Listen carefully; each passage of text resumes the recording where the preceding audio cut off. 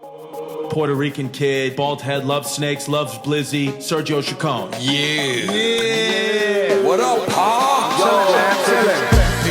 Peace. Welcome to the DBS podcast. It's your boy Sergio Chacon, aka Blizzy Chacon. That shit whack. I mean, it's always gonna be dirtbag shit podcast. The DBS. Peace, and welcome to the DBS podcast. It's your boy Sergio Chacon. Be Frank, Sound Lounge. We here on this beautiful Tuesday afternoon. And I'm here with my very good friend, very funny comic, Kyle Ocasio, the wonderful guest for today. How are you, my dear? Hi. I have my Invisalign in, so I hope your listeners, don't make fun of me that I'm over 40 and I have plastic braces. You know what? Your teeth look good. I'm actually considering getting braces. Yeah, I was going to talk to you about that. You can have an intervention? No, that'd be hilarious if like a that'd group be so rude. So they say, Sergio, we want to sit down with you. You're doing great with the cocaine stuff and the drinking, but your teeth, they look very British, and you need to get some help. British are known. Europeans, I think, are known for they don't. Yeah. You're getting off on the right foot. Just bashing the Europeans. So hateful. Everyone's gonna hate me. Didn't we just lose a European or British king or something? Who was that? Who died? Oh, Prince Philip. Yeah, he just died. Yeah, we don't give a fuck about that shit in the States. Not in the hood. Not really. DMX died. That affected me more. That was I remember in high school there were a lot of people I went to school with that were just really related to him because they were going through something like they were angry or whatever. He definitely touched a lot of people. Yeah, he's one of those characters that there was strength in his vulnerability. Yeah. He always turned himself inside out. He was a little preachy at times with the Lord. The barking lost me a little bit. Lord, I want you to know that I come here for food, clothing, shelter. I love DMX. I really do. The thing is, you think about it. When I started listening to his music, I was in high school. That's damn near 20, 25 years ago. Yeah. I mean, he's been the soundtrack to a lot of the bullshit I've been doing in my life. Yeah. Clubs, working out. I mean, he was a lot of times the background music to nights out in the clubs and days out working out. Yeah. And training. It's definitely, I don't know if humble, I don't know what the right word is, but it like really smacks you back down to earth when somebody that you grew up with dies because you're like, wow, no one's immune to this. No one's exempt, right? And he had struggles. He had struggles, and he was so open about them. Yeah. Right? So there's strength, and a lot of people hide their struggles. I mean, I don't think a lot of people were addressing it either in the hip hop industry. Like I remember they had him on a podcast, a few different podcasts, and he was visibly high, and I would cringe at that. That annoyed me. Yeah. So if I was actively getting high, Kyle, would you allow me on your podcast, or would you be like, or would you? I would put it on my story, but I wouldn't put it up on the podcast. How about if you booked me for recording? No, I think it's. Would you just sit me down? I guess that's hard to do to somebody too. Yeah. Say you're high, I can't put this out. I think if you care about the person, you try not to exploit them, and you say, you know what, you are not in the right headspace right now. But I don't know that really happened in that community. I think people just... I think the community is a little different. I think they like when it comes to like those dudes in hip hop, they're like, he's a grown man. Or they act like it wasn't going on either. Like he was in a tank top this one time at a podcast, and his jaw was like visibly clicking. Like, yeah, oof, that is cringy. Yeah, it's cringy. And it's like it's going on for way too long. He's going like this with his nose. But in the midst of all that, he left so much more. Yeah, he really kids. did. He gave what he said? 15 kids. Yo, he had more kids than Old Dirty Bastard. That's next. That's not easy to do. That's like some 1850s shit. Like when you have all these kids, you live. I don't know. I can't imagine. Imagine if they were all girls. They'd be like, this is Ronica, Tamika, Karen, 2 Kims. Remember that song that he had? Naming all the girls that he slept with? That's crazy. So he had that music that will move all different types of people. Like blacks liked him, Latinos liked him, whites liked him. He would go to Woodstock and rip it. Yeah, tons of angry white kids loved him. Yeah, they would go in the him. mosh pit for him. And by the way, I want to say, I am so sick of like young influencers on Instagram white-splaining police brutality with a picture of them in their bikini and a quote with Martin Luther King Jr. White people need to stop. They need to stop. It's annoying. And they just need a day where they just shut up. So I feel like the last few episodes I've recorded, I've been on a little kick like that, especially with all the Asian violence going on. Yeah. It's like then I get, some white person I follow, some young 20-year-old white girl who fucking has every other picture of her just sitting on an elephant like I'm Bali. Yeah, no, that's what I saw today. And I don't know why that irks me. Maybe just because the lack of genuineness. Yeah, that's what it is. You can is. tell when someone's genuine. Yeah. You don't need to put out, like, to me, my support is there always, but I don't feel like it's appropriate. It's interesting to say that because every time we walk by black people at J Street Metro Tech, you clutch your purse. That is not true, everybody. She's That like, is oh, this not neighborhood is a true. little rough. I'm very frightened. But yeah, I don't know. That stuff bugs me. But yeah, I know you've probably been hitting on that a lot. So, let's move on to your teeth. No, but I want to say DMX gave people confidence. Yeah. Right? He gave people like confidence with his music, and he just really gets you going. He would just really get you going. What celebrity would you be most devastated if they passed away? What celebrity would I fuck? Let's see. That's much more, because I know you got a history of celebrities you slept with. We'll go down the line of those. Have you ever slept with a celebrity? Kind They're of. probably not a celebrity anymore. Long time ago. One of them, I'll tell you. He's dead, but it's not. He wasn't that big of a celebrity. Who was it? Who was it? Robert Palmer from Simply Irresistible. Yeah. He passed away? Yeah, like in 2000. Fuck. And you're all distraught? Somebody You made it all told- about you? You were the mistress? The Latina like mistress? one time. That's hilarious. Yeah. Simply Irresistible. I was 22 and he was probably like 50. I don't know. Dirtbag! Yeah. I think he thought I was somebody else, so that's even more interesting. What about was it, the at a story. party? It was like I was doing something with this dance company and whoever was like his people, his entourage, or what. Somebody came up to me and said, "Oh, Mr. Palmer saw you on stage. He couldn't keep his eyes off you." And I was not on stage that night, and I was like, "Oh, good. I'm glad he liked it." So I just walked over. Had never been on stage. He never saw me, so he definitely thought I was somebody else. But He was like, this'll do. this'll do. But That is hilarious. Yeah. So who would you feel distraught about if they died? Madonna. Madonna. Yeah. I've loved Madonna since I was 9. So I love her like the way a gay man loves her. Right. I really do. And I know her face is all fucked up and stuff right now. I don't care. She got a lot of work done? Yes. I don't think she looks that bad though. You know who looks No. you know who overdid it? Little Kim. Oh, yeah. You seen Little Kim? Not in a while, but I think I remember. Yeah, Little Kim looks like Michael Jackson. She looks like LaToya Jackson. Yeah, And that's she was cute, scary. man. That's scary because these people have access to the best of the best because of their money. And if they look crazy, imagine how us with a Groupon would look. Like, it just wouldn't. It's just unsettling. You just overdo it. Yeah. We just people just, humans are dirtbags. The way we overdo it. Yeah, look at my Invisalign. Why did I get this? I don't know. You talking about your Invisalign as like a pretty girl on stage, like, oh my God, I can't get a date. You can't even notice it. You I'm seem to look so great. fat. No, the reason I got. What's more concerning is that fucking Asian tattoo on your wrist. God, I know, right? Appropriation. I got this when I was drunk in my 20s, so it doesn't count. You can do. I have a tattoo. Yo, why you trying to hide it now? Yours says like 1970. It's so dumb. Oh my God.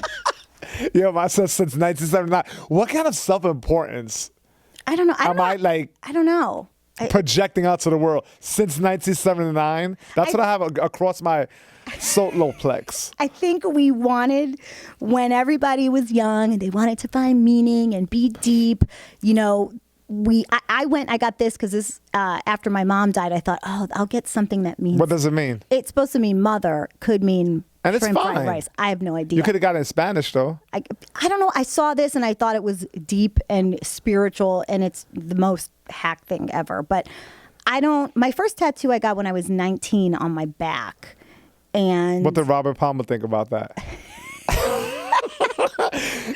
but it was like, doesn't. I don't "Simply like them. irresistible." Oh my God, you're never gonna end this. But it's like, to me, I don't really like them, but I don't not like them enough to get them lasered off or anything. I don't care that much. Yeah, You know? no, it's fine. But everybody that has a tattoo always wants to tell you their story, and it's like, oh my God, nobody cares. You know? I know. Yeah. You know, we're definitely at the age. I like, you know, so I'm at an age, we're at that age where I feel the confidence is nice now because I'm not dealing with that early 20s bullshit. Yeah. Right? Because early 20s, you might have like a political or spiritual awakening and you hold on to that shit like hard. And also, for me, you know, so insecure in my 20s. So You think you're cute and shit. thinking I'm cute, but also not, like, you know what I mean? Like, validation is completely through anybody who finds you attractive, and it's like, Yeah. it's an exhausting way to live, and eventually, There's people well into their 40s and 50s who still behave that way. yeah. I mean, I So think, we become very judgmental on the show early. but it's important to talk about because, I mean, we're not immune. You know, we were talking about Little Kim and the plastic surgery, and I'm like, my Invisalign was me wanting to have my teeth be even more perfect because I'm too scared. I would never do Botox. I'm too scared to do anything. You never like did that. Botox? No. That's, Why not? I don't know. It's just a little bit. What they do is they inject. It's poison. Is but it? It's Is it? become socially acceptable. Yeah.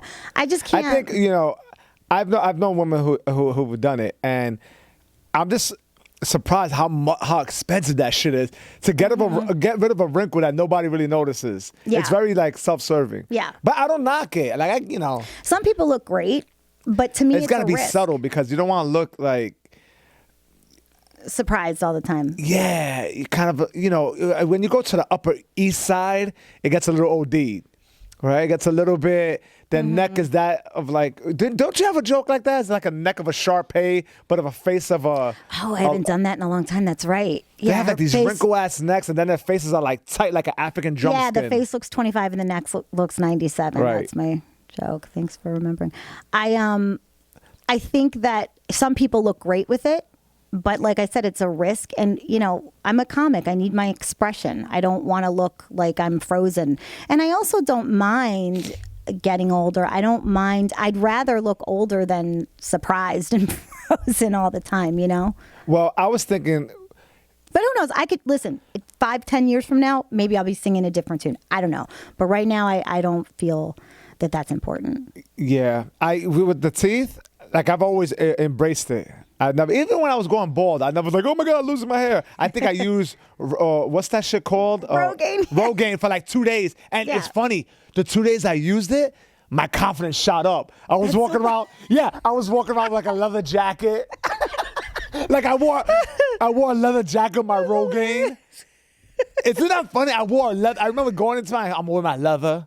Now that I'm getting my hair back. And I did it for 2 days. And those 2 days, my confidence skyrocketed. That's fun. And So then why did you stop? Because it's just like a maintenance thing. You gotta do it every day. And it's like I'd rather do the maintenance of work on my body and mind, you know, like lifting or running or something. That's just more tangible, or that's more fulfilling to me. So that was cool for like you know, but then I forgot, then I spilled it, and it was like $80 a month, and I was like, fuck this shit. Well, that's the thing with Botox is it's like, I don't know, 6 months to a year. That's a lot of maintenance, and I don't want to have to constantly, like the one thing, I do dye my hair because I do have some grays, and that's like, during COVID, I let that shit, my kids were telling me I looked like a witch, like it was all coming out. People, when COVID first started, remember people were letting their hair grow, they had neck hair. Oh my God, it was people frightening. look fucked up. Yeah, it was frightening. But in a way, it's been good because it's like, you know what? Do I really need to do that? Do I really need a professional to, and I've learned to save money. I had a guy that was coloring my hair, and now I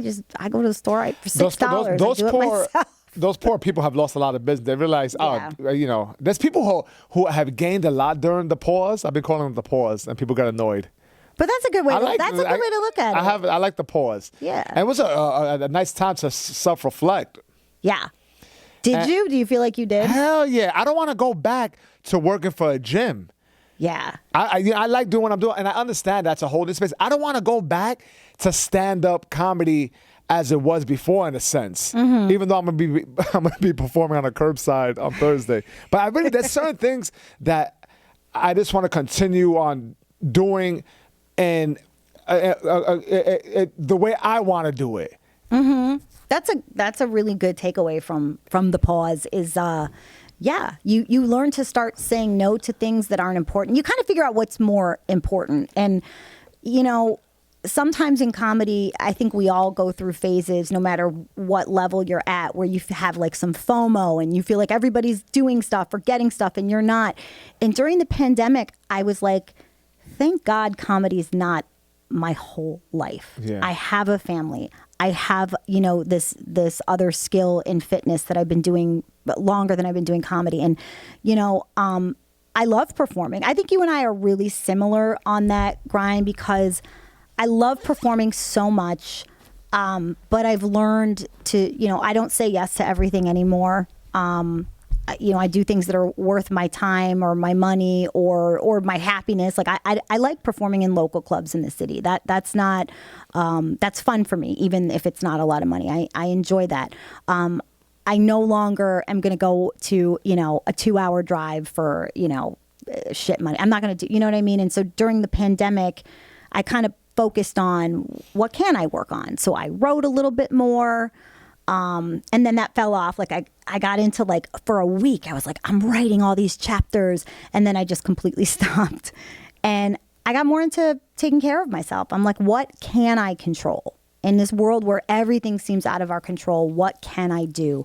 And it's my health. It's my body. It's my mental exactly health. Right. It's, even sometimes my kids, I feel like I can't control them. And they're, when your kids are not small, maybe around 12, 13, you really start to realize that you're not the main influence anymore. It's friends. And, and you have teenagers, so you're seeing that back to back because they're close in age. Yeah.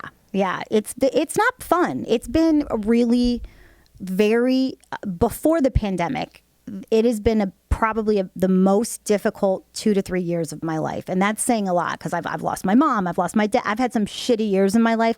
This was really tough because when you have kids who are really good kids, my kids are amazing. I love them. They're very, especially my son, Robert really well. He's super funny. He's 18 now. He's getting ready to go to school. He's in Florida. And so it's like you have to let go a little bit. And that's hard. But my daughter particularly, she's had kind of a rough time. She's been and she's open, so I'm not talking behind her back. She's been very depressed prior to the pandemic, and then the pandemic made it worse. And it's really, it's tough for everybody. Yeah. But I have a nephew. My nephew is around 20. It's a similar age. Yeah. 18. It's a couple of years off. And it's just you're robbed of your social life when at that age, that's all you want to do, really. Yeah. You want to be out. He wants to go to auditions. He wants to do his writing workshops and stuff. And to be reduced to virtually nothing. I enjoyed it. I like being home. But then again, I'm 41 years old and I hung out so hard in my 20s that I'm just I'm over it. I love the peace and quiet. Yeah. No, it's true. My son graduated from high school on Zoom. I felt so bad for him. I'm like, he didn't seem to care, but he had the flat hat and the diploma and then underwear. It was just weird. It was just wearing underwear. It was just very strange, but you have to adapt. I never grew up during a pandemic, so I don't even know what to tell. Sometimes I don't know what they're going through because I know the pandemic is easier for you and I because we're older and we can adapt. But is it? I don't know if it was easy. If I think when your brain is fully developed, you can be like, okay, this sucks, but I'm gonna make it work. I think it's on an individual basis what you make of it.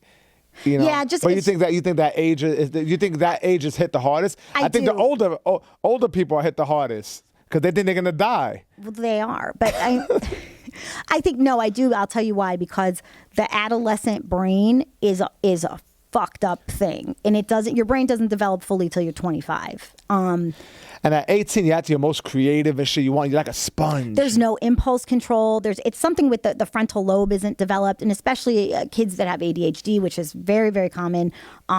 There's no thinking ahead. There's no like, oh, this will be over. They don't see the light at the end of the tunnel. So that's why, the depression is rising in that age group. And I think also, I'm going to sound like I'm 80, but like the social media contributes to that and all that. So yeah. It does.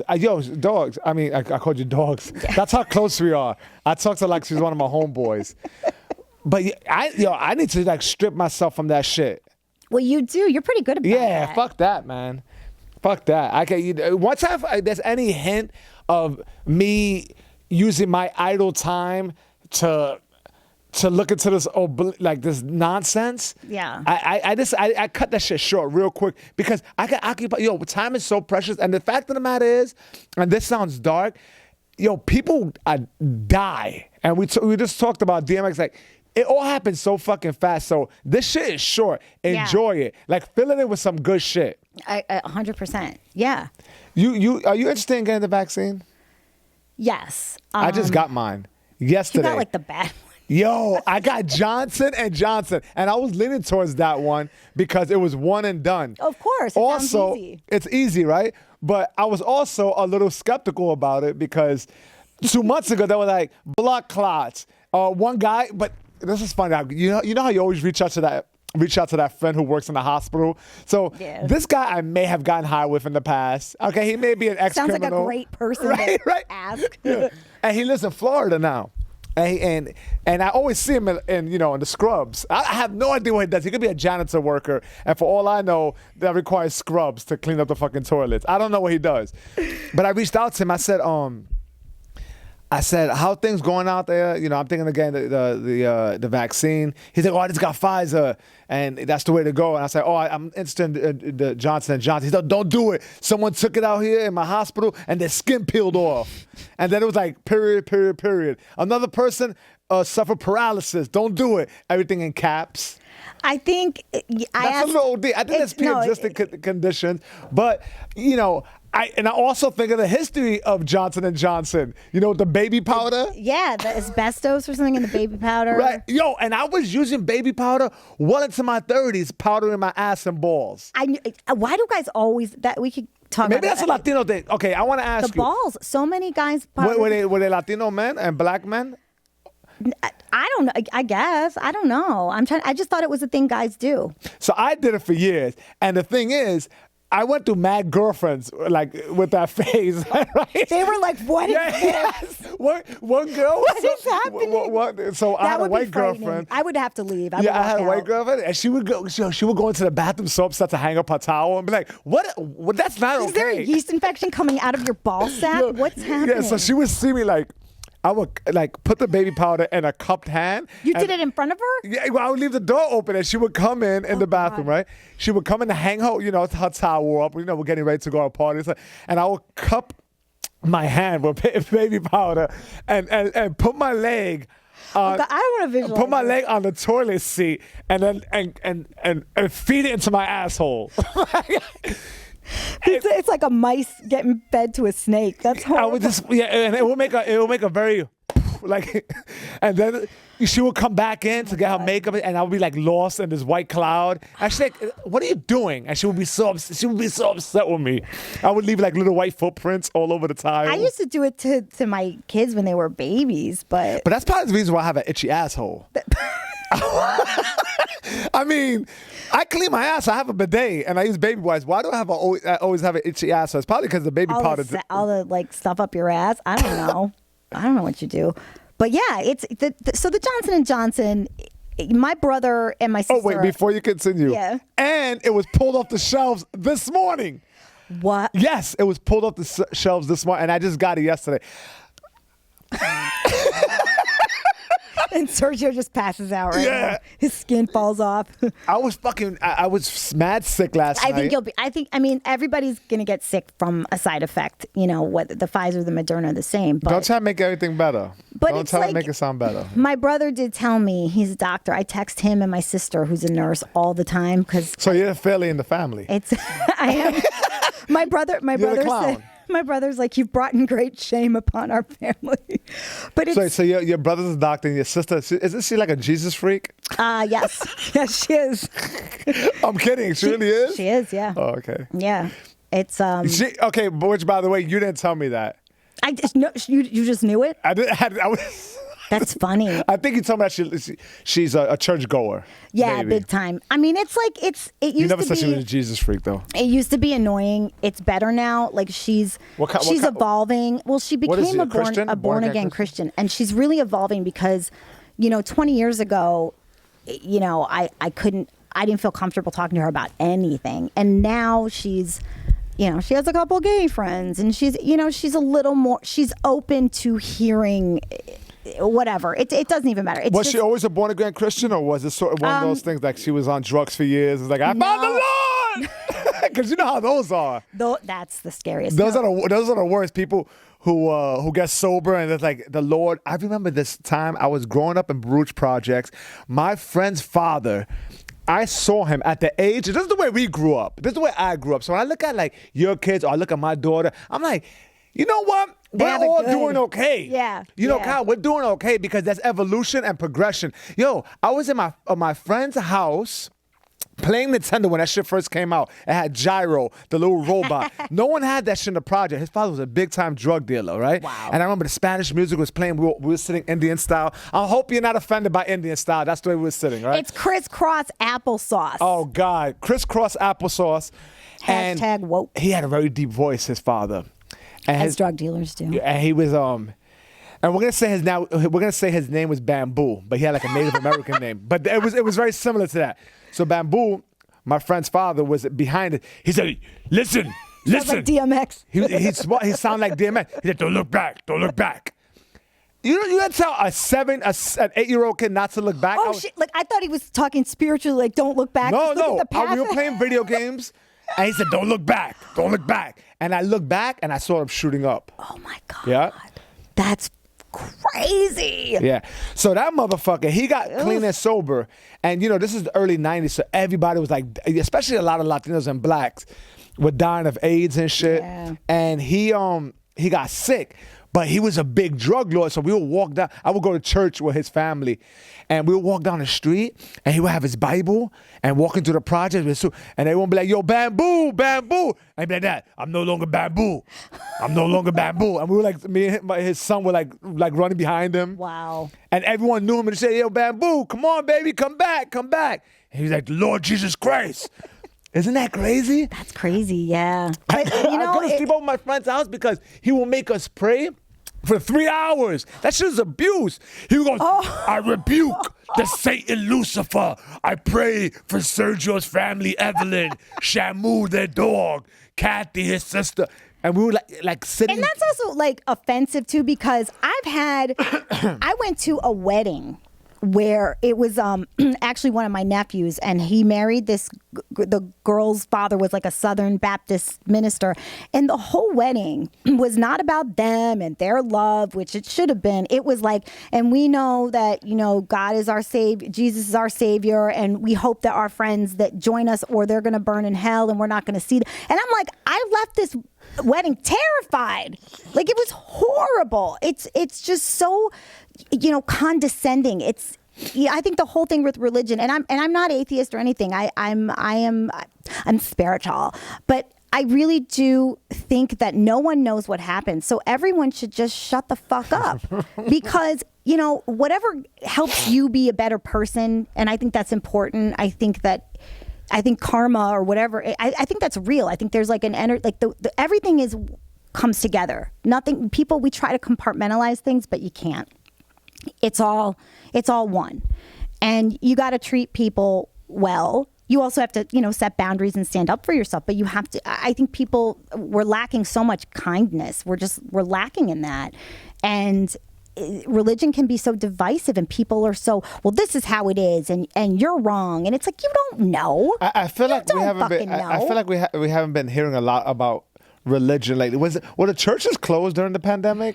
Were they doing online? Appropriate ones were. There were ones that were like, this is my freedom, and I'm going to open up, and we're going to have a Right. COVID orgy. Like, those are, to me, that's just, it's stupid. Like, I don't know. I do get a little frustrated with all that stuff. My grandmother was very religious, and my mother's really turned off by it. But as we get older, we become a little more like, as you get closer to, to dying. To me, like I said, it's just, My mother's not religious by any means, but I think, just everyone inevitably gets a little more like, they start a little more curious about it. Like, I think to me, the biggest thing is to just go through life and, don't take advantage of people, and, try to help when you can. And I've done things that aren't nice in the past. we all have. We all have a little bit of dirtbag in us. Embrace your inner dirtbag and come on the DBS podcast show and talk about it. Yeah. Like that time when you first moved to New York and you hopped in a cab. This is his favorite. This is my favorite story. This is what Kyle did. She used to hop in cabs, pretend she left her wallet at home, and go, "Oh my God, sir, I'm so sorry." It was only in the winter when I was freezing. It was like, I moved here in 1993. I loved this city. I fell in love with New York City. I lived on Avenue A, 6th Street between A and B. And this is back when, you could be a girl from the Midwest and have a dream and move to New York City. Now, unless your father owns some luxury building, you're shit out of luck. And I missed those days. So what would you do? They were gritty. And you were a little tight with money. You were a dancer. I was very tight with money. Because you did ballet, right? I did ballet, and I was, it was probably the first winter I was here. So it was 1994, and I was 18 years old. And I was trying to go to meet, and I did this more than once. Like in the winter, I would get in, let's say I got in, I was hanging out on 23rd Street. I'd get in the cab and I'd say, I'm going to, 86th Street. And so they'd go up to like 30th. And I'd be like, oh my God, so this is you so had crazy. like every 5 blocks. And sometimes if I felt like the guy was going to be a dick, I would just do it in 2 blocks. But either way, I got out of the cold. So I would jump in. And they get another cab. And most of the time they were like, okay, just get out. Just get out. I'd be like, I'm so sorry, I forgot my wallet. Oh God, I feel like such an I love idiot. the hustle in you. And then, that guy would drive away the next cab, and I'd get it. And I'd be like, oh my God, I forgot my wallet. And it was just, I'd get to my destination. So my hopping out that's hilarious. And I love that It's story. I so love the fact that you dirtbag. had that hustle in you, that you would do that by yourself. I used to have money, and just to be a dick, we used to all go in cabs, like 3 of us. And if you pull the short end of the stick, you would have to sit in the middle. So I'll be with 2 of my boys in the middle. And when we got to the club, we would just all run out of the cab. And we had money. We did that to, these Just poor to cab be- drivers. It's like when but you're I almost young, got killed doing that. Oh, God. Yeah. So the last time I did, so we did it like a lot. And this one time we were going to the tunnel, and I had this leather peacoat. I'll never forget. My ex-girl bought it for me. Was it when you had the Rogaine? No, this is before. Like my head was long, and it felt like suede. It was nice. Look at how he gets like Yeah. reminiscing of those good old days. Now I you're had just some wallabies on, a bald ass turtleneck. little bitch with fucked up teeth now. Yo! You know this is irreversible. We also have to talk about how we talk Wait. about our dead parents, but go on. So I get out of the cab, and I run out, and the guy, he's fucking like following us. I'm hiding behind car. He's reversing. Get the fuck over here. And I'm running It's like a forward. movie. He goes forward. So he's basically on my ass. And there was nowhere to run because, anyway, I didn't make the smart decision of like running into the bushes. I kept on like, my attitude was a little bit too much like, I'm not paying you. And then I hid behind the car.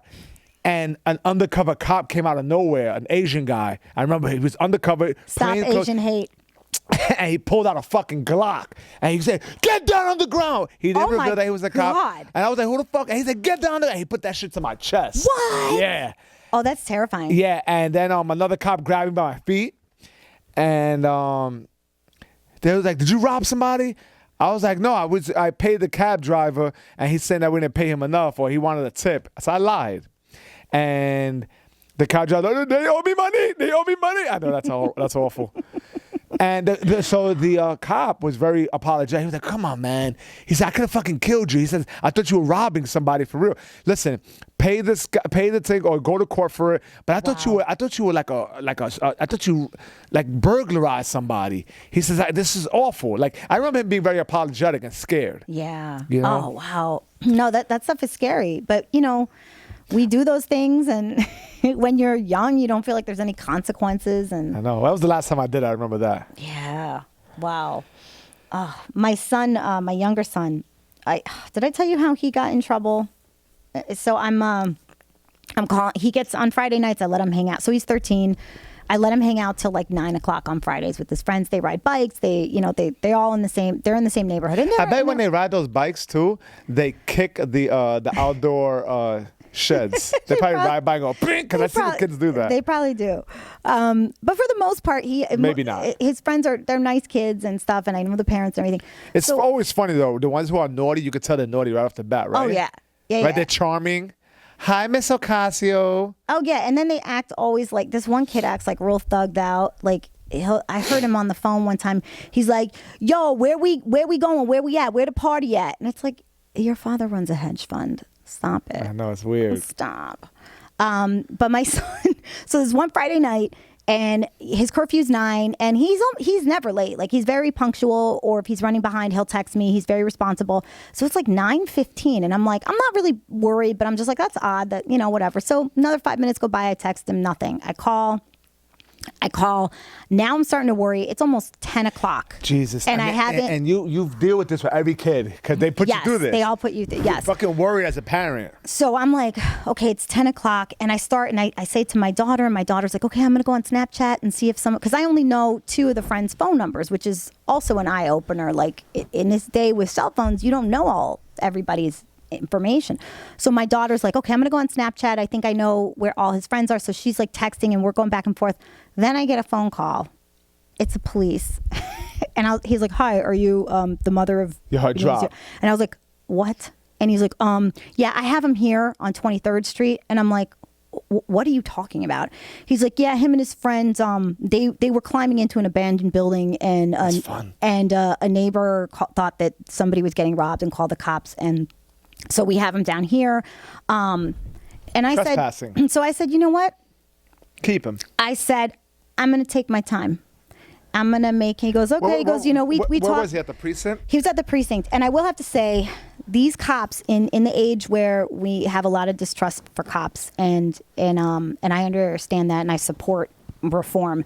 I was so fortunate to get a cop who was so nice, so like took the extra time. He's like, listen, don't worry. I could tell he's a good kid. He was really shooken up, and he goes, his friend was crying.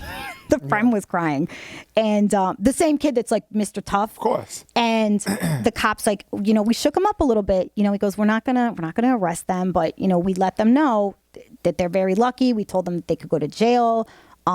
My son this cop did a fantastic job of scaring the shit out of him. And I took my time. I was going to jump in a cab, and I was like, you know what? So now you're rolling around in a car that says Blue Lives Matter. That's the take out the story. Not at all. But it is nice and reassuring to see that, we really can't do the whole, like, all cops are bad, because I was fortunate enough to get one that was, I'm talking about one experience. So, you know what, maybe just strike this. But this guy was great. I feel that way. A lot of cops I interact with, they're nice and charming. And that's just the way it is. And it's interesting. There were 2 cops that one was black and one was white, and they were both fantastic, and they were trained. I wish all cops were trained. Like, I don't know, I don't want to say mental health, but like, to deal with a kid, like, they scared him just enough to let him know what he could have done could have been a lot worse. But they were also really communicative to me and made me feel like, don't worry, we got this. We got this. And, maybe that is what white privilege is. Maybe if my son was black, I wouldn't even be having this conversation. But those 2 particular cops, I doubt it, because they were really, really good. And so anyway, so I pick him up, and he comes out, and he goes, here, just take my phone. I don't deserve it. Oh, wow. And I go, guilty. I was going to do that anyway. I had a situation with a cop the other day. and he just came up to me and said, how's it going? I was like, I'm doing well. How you doing? He's like, I'm doing well. Enjoy your day. And I thought that was so cool. Yeah. And that was it. Yeah. That was the situation. I was like, this is a situation where a cop just came up to me and said hello. And listen, that's not, that's just a regular, we talk about kindness though. Right. And, I thought that was cool. Was nice. It was nice. It caught me off guard. I didn't trust that motherfucker. When he first came up to me, I was like, what? Because I just fucking recently hopped the train. So I was like, yo. I look like one of those dudes that asked for a swipe, right? Yeah. Yo, can I get a swipe? Do you do that if somebody asks? Hell yeah. That's do. my way of giving back to the community. I do too, all the time. I do it in front of the cops too. They can't do shit. with a vest full of weapons. I carry weapons these days. I'm scared of the shit. Well, I'm not scared, but I protect myself because there's a lot of shit going on. It's crazy. I go on this website called Swords and Daggers, and I just what is that? It's like some fucking weapon store down south, and I had ninja stars, nunchucks, a spike bat delivered to me. I got Liz a flashlight that turns into an electrocutor. Oh my God, are you a libertarian now? Jesus, the fuck. It's fun. I got Charlie Ninja stars. I love Charlie. How has fatherhood changed you? Who's interviewing here? Don't try to dominate. I'm trying to take over because I can tell that I love being a father. She's a good kid. I am a little concerned that I get a little bit too laxed with her in the video games. And I use the excuse of COVID for a long time, but she could be on that shit for hours. Yeah. And then I'm just fucking around doing my thing. And by the time you know it, 8 hours pass by. It happens that fast and days go by. And I could tell that she becomes disconnected. And I really enjoy her. Mm-hmm. So when she had the week off, and Liz was out of town, I made it a point to take her to the aquarium. Yeah. I gotta map shit out. You have to do that stuff. Yeah. The museum and shit like that. Yeah. Listen, me and Liz as parents, and I think you and Mark with this way with your kids, we're cool. I'm very it's not oh, Charlie can't hear that.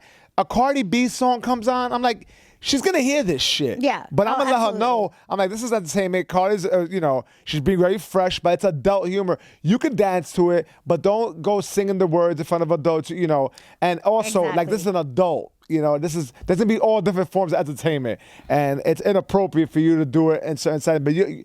But I'm not going to say, you don't listen to that. Because then I'm giving it way too much power. Yeah. And you think these kids are not sly? They're going to do it. They are slick with it. So, they have access to way more than we did. Yeah, so that's just a fact. It's you got to adapt to the times. I will never forget this conversation I had with my son when he was about 15, and I said to him, so do you watch porn? He's like, what? Why are you asking? He's like, why are you asking me that? And I go, well, I know you probably have. And he's like, Mom, he was like, this is weird. And I go, well, I just want you to know those are actors. That's not what real sex is like. And she doesn't really want it because I've heard stories. Yo, porn is real dirtbag these days. But it's bad for young. I've heard women in their 20s and 30s now complain that sex is really bad because these guys are used to so much porn and they start doing shit that they see in the porns. So I just said, let me just throw it out there so that I can say I did my job. I told my son, I said, that is not real women and real sex. Those are actors, and you need to know that. And I said, I know you're going to watch it. I'm not telling you not to. Sex is normal, but know that it is not like that. It's hyper focused on the men's pleasure, right? They cut off the man's head. It's all about the man finishing, and it's super one sided. I mean, I guess it's the porn I watch. No, but it's just a lot of the porn, not that I want to see the guy's head, but I noticed that when I was. That's why your asshole itches. when I first started, it was a more of an even balance. Now it's just dick penetrating, all you see is a dick coming from, and we all have to check ourselves because there's been times where I'll do a long stretch of porn watching, and my eyes feel like they're gonna sink inside my skull. I feel anxious. Yeah. And you're not a good a partner when you're watching too much porn. I don't give a fuck who you are. No, 'cause you're taking I the agree. attention away. I agree. And that's why I think it's like, I know it's a weird thing to talk to your boys. I mean, I've never talked to my daughter about it because I guess I just don't think it's going to be an issue for her because it is a more male-dominated thing. And, you know, young guys really get into it and then they don't know how to act with a real woman in front of them. You know, I don't know if they expect stilettos or like a pearl coming out of her ass. Like, Yeah, let me break it to you guys. She's going to have dirty ankle socks and baggy panties if you catch her any day that she's not ready. A bra that's stretched out. Not in the beginning. In the beginning, yeah, they In the beginning, it's going to be cute. And then once you're... But it always works out like this. Every time when I was dating, whatever, I always had sex with them when they didn't shave their legs for 3 days, which is fine. I don't care. I don't care about that. They got mismatched socks. I like that. I like that. I prefer that, in fact. You know?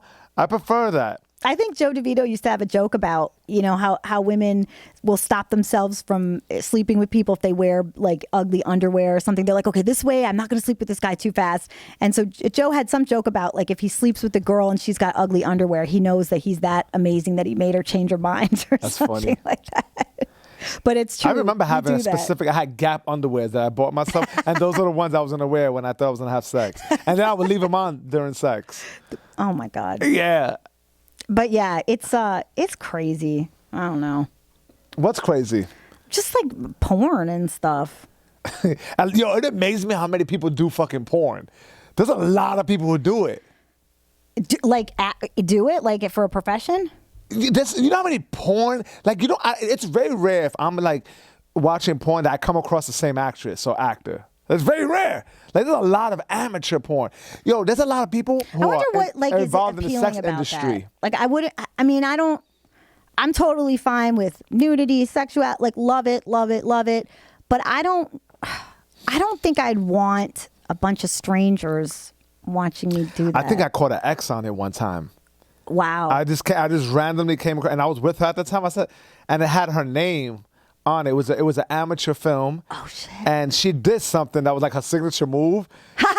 And I was like, and the signature move was she would grab her own ankles and pull them back. Did it bring back memories? And I was like, and I watched it, and it had her name in it, and I was like, it looks like her, and it looked like the guy put the camera, like he hid the camera, and the title was her name, and I just came across it randomly. I was with her at the time. I was like, yo, is this you? And she's like, oh my God, and she goes, and she started like a so nervous. she didn't know? Like the guy did it without her knowing? Well, I don't know if she did. She said it wasn't her, but she like looked at it and she gave it like a double take. And she was like, oh my God. Yeah. So to this day, I don't know if she just hid it from me or she knew damn well, but it looked like it was a hidden camera. And her first response wasn't promising. It wasn't like, oh yeah, that's definitely not me. Like, what? She was like, oh. Yeah, and, that's not a good sign. yeah, and then and then she flipped the script. She says, you know, why are you even watching porn? She said, that's not me. She's gaslighting you big time. That's funny. Yeah. But it's fucked up how many people do that. I guess it's called revenge porn.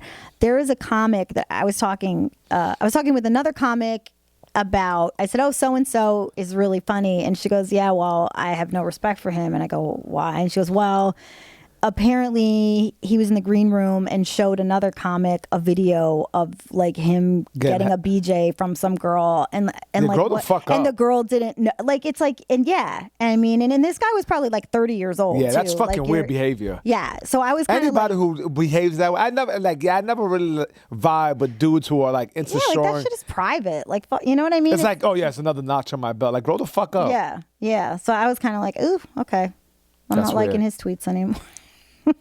Comics got my fucking nerves. Let me not be negative. Yeah, they do. No, they're a lot of them are real fucking shit pieces. Well, they're self-absorbed. Mm-hmm. A lot of comedians are super self-absorbed. And Giannis is interesting. He says something that a lot of them are sociopathic. Oh, 100%. Sociopaths. I believe it. Yeah. You know, they don't have any gauge of what the consequences are to what they say, but also like their actions. Is that correct? And say what's a sociopath exactly? Someone who sociopath is somebody who doesn't think there's doesn't- consequences to the actions. I think it's someone who doesn't feel what you're supposed to feel when you like hurt somebody or blow. Yeah, and I don't mean that through words. I just mean that through the actions sometimes. Right. Like, But not all comics, but there's a fair share of comics I've met. I'm like, you're a real fucking dirtbag. Like, you don't give a fuck about anybody but yourself. And I'm not even talking towards me because my world like is tight and I got good people. But I can see the way they move around. I'm like, oh yeah, a supreme dirtbag. I think there's a couple types of comics. I think there's some that like when we saw at Kenny's memorial service, I was so like touched. It's like we stick together. We support each other. We're there for each other, and that I love about comedians. If somebody like tries to like the woke police come for you, and as long as your joke legit wasn't like horrifically, sexist and racist, and there was, people will stand up for you. And I like that. That's a nice, solid community of people who've worked hard, paid their dues, and they support each other. Then you have the people that kind of like, come up a little maybe too quick and haven't quite paid their dues and then feel that everything is entitled to them, and they tend to be very selfish. I was recently in the green room with someone who is new-ish, is funny, would not stop talking about all of the stuff that he's done. And it's like, we're in the green room. No one cares. Yeah. No one, we're not impressed. It's obnoxious. We don't care. And it's just, it's very, very self-absorbed. On the flip side, I am excited about how we have a lot of our friends, right? Who you see grinding their asses off. Yeah. And then they fucking pop like Robin Shaw. Yeah. Oh, right? I'm so proud of her. I want to give her super props. We were talking about her earlier. This woman works her ass off. So it's just so nice to see the fruits of her labor. Mm-hmm. Yeah, no, she's somebody I've toured with her. Yeah, you did the military tour a couple of times with her. A couple of times with her, and she was so much fun. Oh my god, she's pleasant, and then she hits. One of her videos go viral. Yeah. It's being shared by like Kim Kardashian, and you know and what? like all these celebrities. It's interesting too because her and I have had a lot of conversations about like, hey, we're working hard, but we just have our style. And she said to me one time, she goes, I know I'm not a comics comic. She goes, she's such an entertainer, and you can see from her presence. And it's not to say that she doesn't write good jokes, because she does, but she does a lot of characters. She's a lot of characters, and she's such a fantastic, even just like hosting a show. Oh, she kills it. She's super pleasant, and too. she puts like 100% into everything. Like she goes for it. And I mean, after every show that we did for the military, she would pass out her business cards. And I'm like, that's smart. She's a very diligent worker. Yeah. And so I'm super proud of her. It's so good to see, good people really like take off. And there's more, so when I complain about obnoxious people, that's just fun to talk to with a friend. But there's more of that good shit that is in my heart. Some of my best friends, thanks to and I never I'm got just trying to sound like I'm well balanced and not angry. You are angry. When I got into comedy, I already had a family. I was married. Like, I wasn't in it to like make friends, or I was in it to just to kind of get out of my house and like have a break from my kids.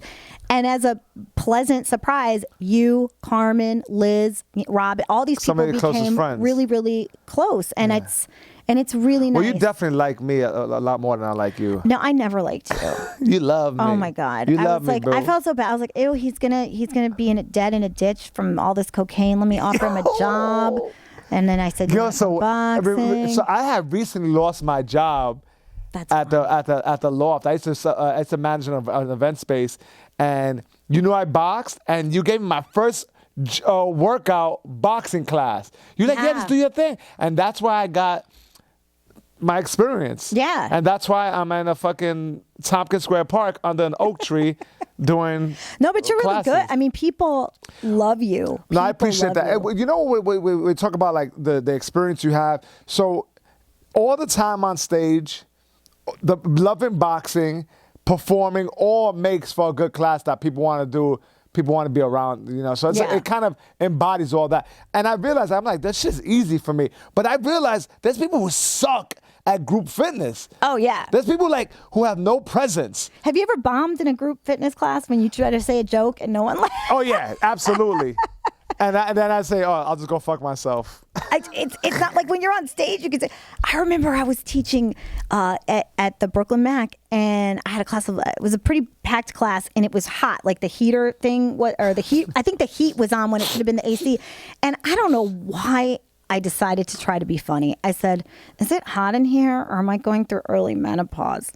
Crickets. I mean, it's a really half your stupid audience thing was to probably say. going through menopause. Oh my God. It was just Was like. that it? You didn't read your rule? It was just like, all right, let's just keep going. And ever since then, I'm like, 2 separate jobs, never combining Oh, again. you don't. Yeah, no, I definitely intertwined it. I don't. I'm pretty straightforward with the classes. Yeah. I'm like, we're gonna do this. I give them some corrections, and yeah, I don't mix it. I don't do squats on stage in comedy clubs. I don't do that either. Although I will shadow box before I go up on stage. No, I don't do that shit either. That's annoying when you see someone like doing push-ups before a set. Especially if it's like at Broadway Comedy Club. You're like, what are you psyching yourself up for? So I wonder what do you think? What is your prediction of the state of comedy in New York? If things open up, are we gonna have fucking bodega plastic bulletproof glasses in front of between the audience member and the comics? What happens? Is it gonna be at 30% for 2 years, or I mean, I have no idea. I think it. As more people get vaccinated, and we don't get hit hard with that second wave, I think things open up and it's 60%, 70%, and things go back to normal. Yeah. People are pent up though. They want to fucking go out. They do. People want to fuck. People want to drink. This is gonna be a wild summer. Yeah. Yeah. I think that the show I did last weekend it didn't look like it wasn't at capacity. I mean, it looked pretty full. I don't know if they were supposed to or not. Yeah, there's gonna be some of that dirtbag shit too. Like, 5 more. People want to catch up. Yeah, no, I think if people do it the way they're supposed to, I think it's going to be limited capacity for another year, and I think that as people get vaccinated and, like you said, I think it will slowly return. Maybe I'm being optimistic. I hope a year from now, it's the way it was. And creatively, what are your know. plans? What do you want to do? Like with this kind of like fresh start, we had like a purge almost, right? Yeah. So what creatively do you have like any goals for yourself? Like I want, because you got the comedy album. Tell Mommy your name again. Are you gonna do another comedy album? Do you do a one-woman show? Do you want to just get the podcast off?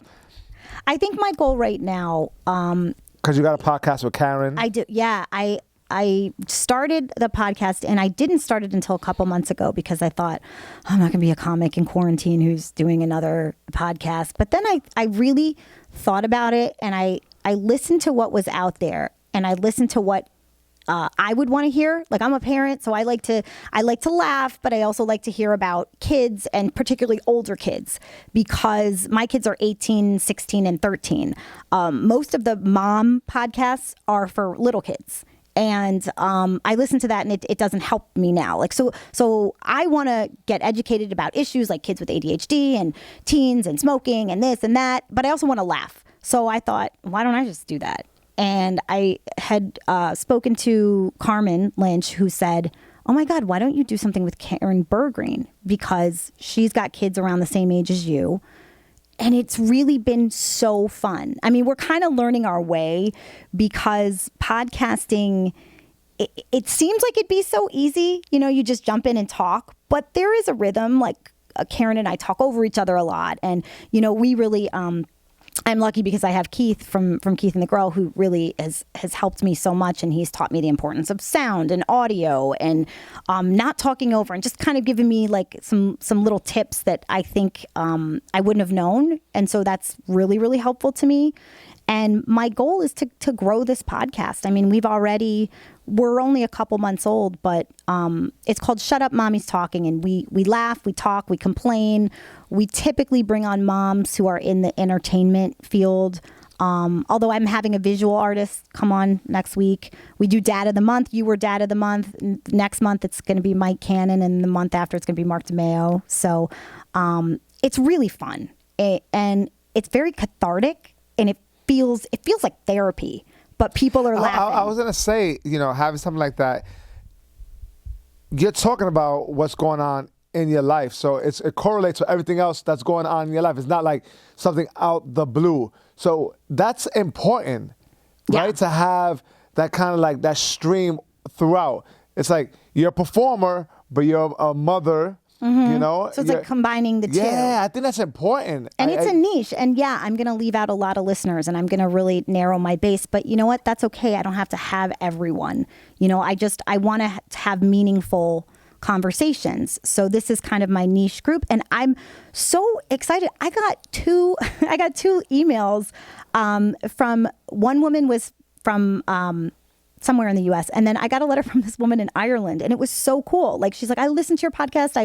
I found it, like, I was going through something and she found it under parenting. And she's like, I laugh and I totally relate. And so it's so nice to hear that. I would have never thought that it really like motivates you. Yeah. When you get that. And we talk about, you know. It's so funny. You get parents, I got like ex-junkies. They're like, yo, man, that you know, keep on doing your thing. It's important. Yeah, but isn't it funny how there's a voice and a platform for everything, and I do, and I said that jokingly, but every now and then, you know, quite often actually, you know, you'll get parents, you know, who's like, oh my God, it's like a breath of fresh air to hear that she's, you know, Kyle is sharing the struggles of having a teenage or you know, a son who's going through this, that, and a third. And even our guests, like I had Gina Brion on, and she had, I think she has like her baby's, oh my God, he's so cute, by the way. But he was like 6 months old, and she told this story about how her labor was so bad because her doctor was a dirtbag, right? Such,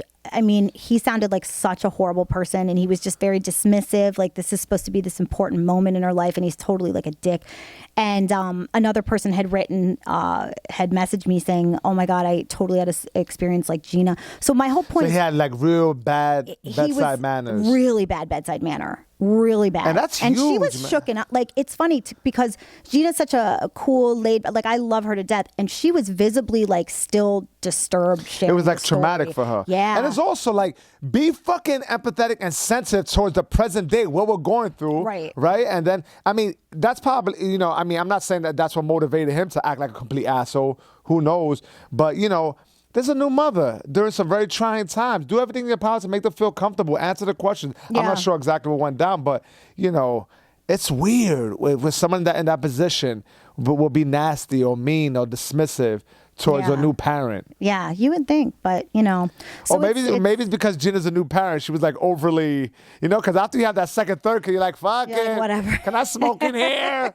You got any Coca-Cola? Well, it's funny. Did you feel like that after you had your first kid? Well, were you like super worried and like, I'm only eating organic, and about the second one, you're like, I'm eating fucking KFC. You know what happened was when Robert was a baby, I took him to music class. I've documented everything. I have all these pictures. new parents are fucking annoying. We're like, so I have a friend who's like, yeah, so he Betsy is going to baking class. Betsy is 4.